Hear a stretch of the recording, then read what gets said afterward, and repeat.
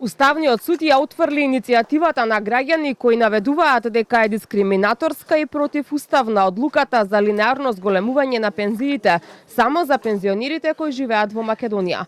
Председателот на Уставниот суд во образложението наведе дека иако правната состојба на пензионерите е идентична, сепак фактичката состојба не е, а како што рече, станува збор за времена мерка, која што е донесена за да им се помогне на граѓаните кои во моментот живеат во Македонија. Дополнително Костадиновски напомена дека доколку пензионерите кои се наоѓаат во странство одлучат да се вратат во државава, линеарното зголемување на пензиите ќе важи и за нив. За да се повреди членот 9 од Уставот, неопходно е кумулативно исполнување на двата услова.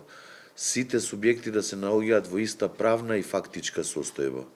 И доколку со едните се постапува на поинаков начин, а се во иста правна и фактичка состојба, тоа значи повреда на принципот на еднакост. Во овој случај за тоа не може да стане збор. Во овој случај интенцијата на законодавецот е тие луѓе, тие пензионери што живеат во Македонија да се соочат со предизвиците што ги имаме тука во рамките на нашата држава, во рамките на нашите граници.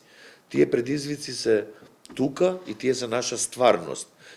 И затоа посегнал по ваква мерка. Новите одредби на Законот за пензијско и инвалидско осигурување предвидуваат дека покачувањата од по 1000 денари, најавени за март 2026 година, ќе важат само за пензионерите со исплата во државата, а со тоа околу 12.000 македонски пензионери што живеат надвор од земјава се најдоа во неизвестност. Покрај иницијативите од граѓани, до Уставниот суд беше поднесена и иницијатива од Народниот правобранител, во која се наведува дека многу граѓани се изземени од исплатата на предвидените покачувања на пензиите, па поради тоа укажуваат на дискриминација и нееднаква положба со другите корисници што живеат во Македонија.